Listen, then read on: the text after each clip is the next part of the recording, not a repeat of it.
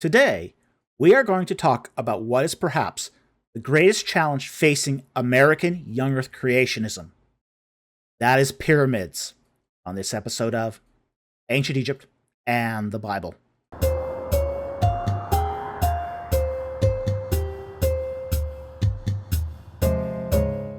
In this video, we are going to discuss the greatest challenge that faces American Young Earth Creationism, which is the pyramids of Egypt.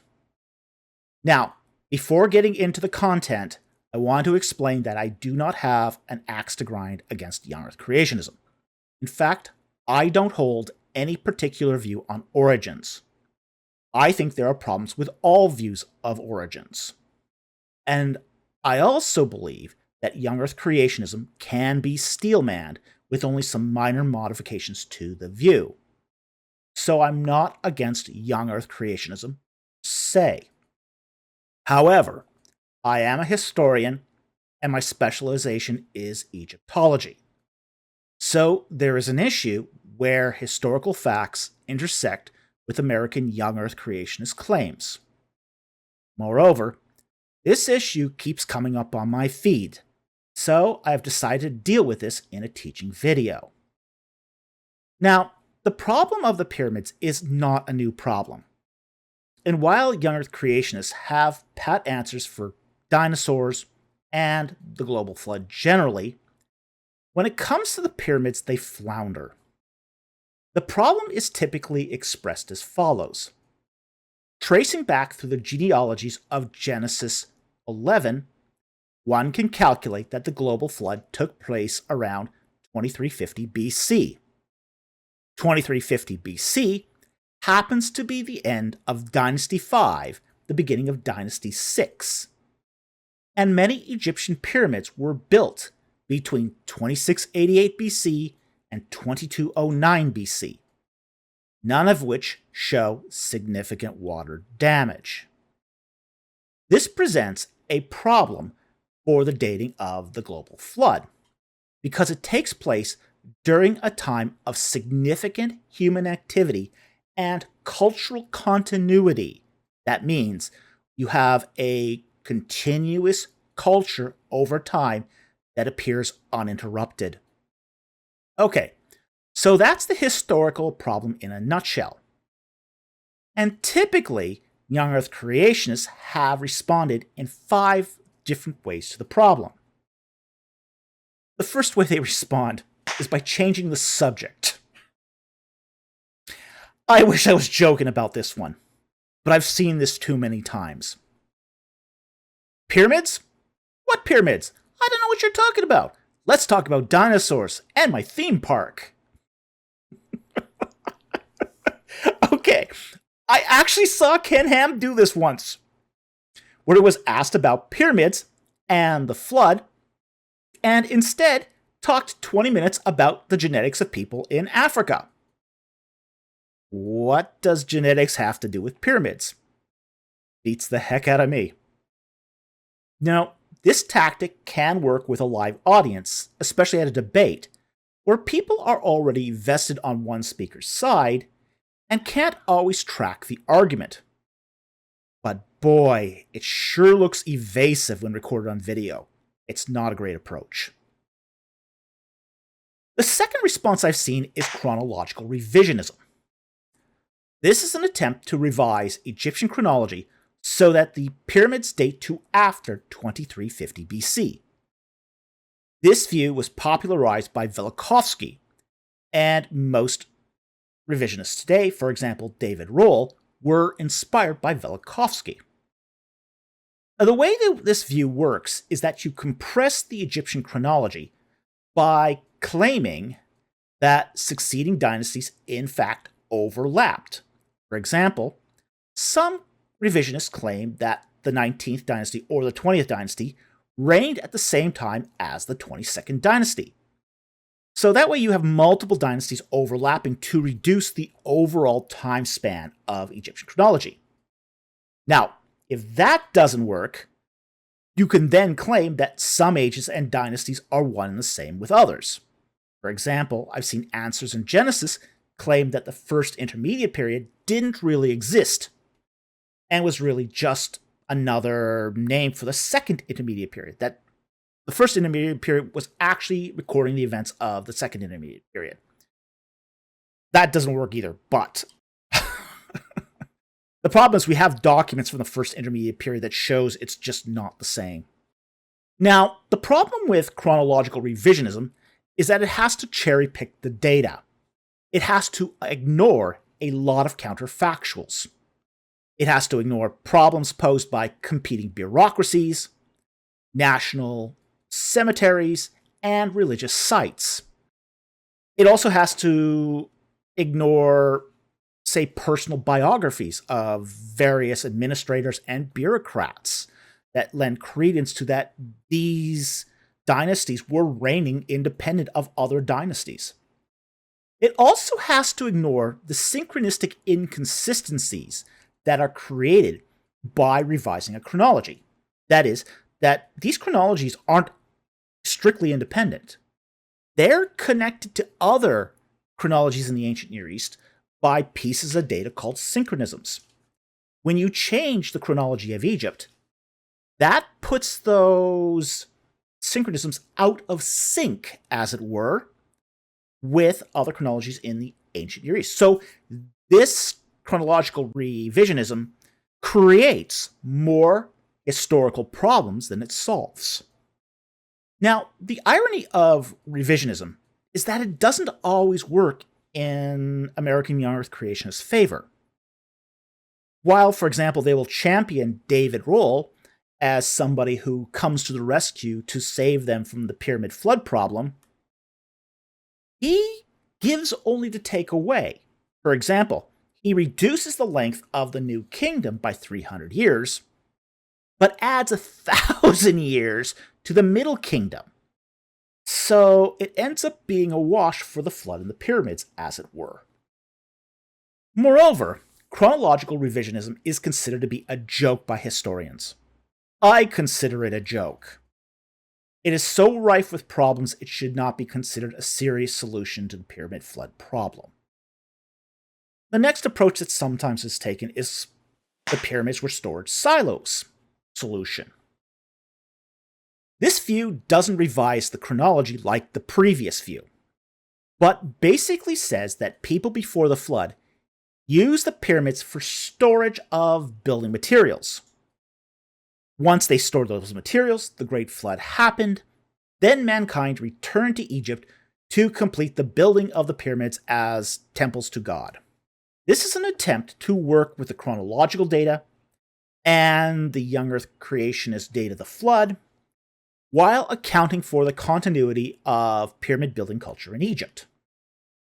So it accepts at least that the data from Egypt is at least pretty accurate. So it's got that going for it. The problem is it's kind of incredulous. So the idea that God wipes out all mankind, only to have mankind plan for his return to the same place generations later to continue on the same projects that we're working on before the flood, doesn't make a lot of sense. That cultural continuity issue, again, becomes a problem for this potential solution. Then we got a fourth solution. The Great Pyramid was the first pyramid. This is Kent Hovind's hypothesis. He states that the Pyramid of Khufu at Giza is the largest pyramid and, by necessity, was the very first pyramid. He claims that it was built after the Genesis flood, and all the other pyramids are copies of that pyramid. Now, this ignores everything we know about the history of pyramids. It ignores the fact that Khufu's father built 3 large pyramids prior to Khufu and several small ones. It also ignores that the Pyramid of Zoser was the first pyramid ever built 300 years before Khufu's pyramid. Hovind is a complete ignoramus when it comes to the history of ancient Egypt. I mean, there's no other way to sugarcoat this.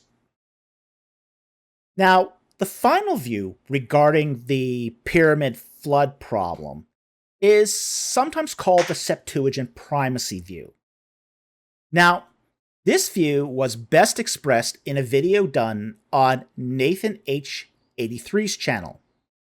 The idea is that the 2350 BC date was arrived at using the Masoretic text and the King James Version. But the numbers found in the Samaritan Pentateuch and Septuagint versions of the Genesis 11 genealogy are each about 100 years longer than those found in the Masoretic text. This places the flood at 3298 BC instead of 2350 BC. However, there's just one major problem with the view.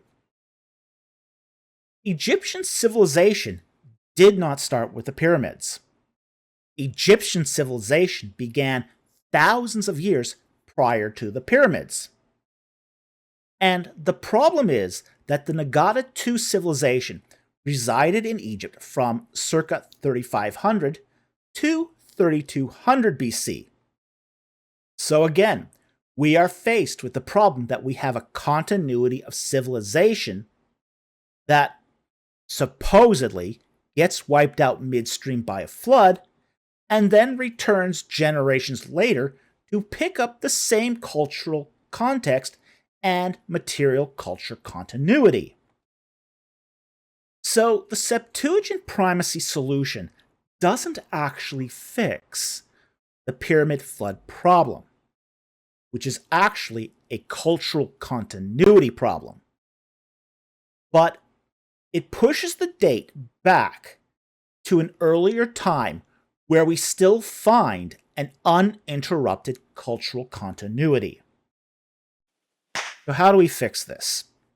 Okay, so they've proposed 5 solutions or approaches to the pyramid flood problem, none of which work. Now, on our channel here of Ancient Egypt and the Bible, we don't like taking something away without providing a solution to the problem. And it's pretty easy to say, using biblical exegesis, what the problem is that is causing the pyramid flood problem. The problem is not how we date the pyramids or Egyptian culture, but it's a hermeneutical problem involving how we read the genealogies of Genesis 5 and 11. Those who encounter this difficulty do so because they have read biblical Toledo, that is, genealogies, using the same rules of understanding that we would apply to a Western genealogy. However, ancient Israelite genealogies have a twist that you don't find in Western genealogies. That is, honorific transposition. Both Genesis 5 and Genesis 11 contain honorific transposition. Now let me explain how honorific transposition works. This is when you put something you honor at the front position. For example, when we write $100, we aren't reading this like it is spelled. If we did, we would spell it 100, then followed by the $sign.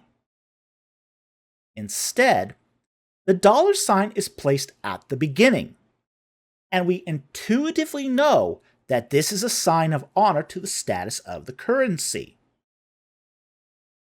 Likewise, the most important sibling is given the honor of being first in ordinal birth, while the father is still being credited for when he gave birth to the firstborn. In Genesis 11:26, quote, "And Terah lived 70 years, and he became father of Abram, Nahor, and Haran," end quote. In this verse, Abram is given the honorific position as first in ordinal birth.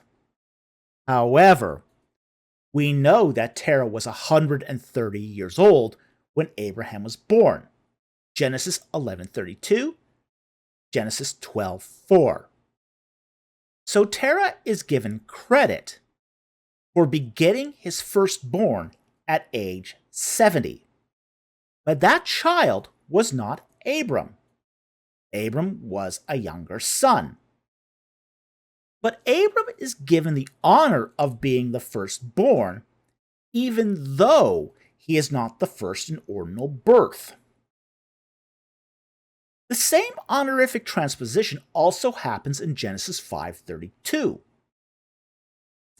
Therefore, we have to assume that all the other links in the genealogy are constructed in a similar manner, with the father being given credit for the age of his firstborn, but that child could have been honorifically transposed. The net effect is that it becomes impossible to use genealogies of Genesis 5 and 11 for dating in the same way that we use genealogies in a Western context. In conclusion, whether or not there was a global flood, a local flood, an allegorical flood, or no flood is a question I'm going to leave to you, the viewer. However, suffice it to say, if there was a flood, it is impossible to date it according to the genealogies found in the Bible. So anyway, I hope you found that interesting. I hope you learned something today. Thank you very much for watching, and we'll see you next time on Ancient Egypt and the Bible.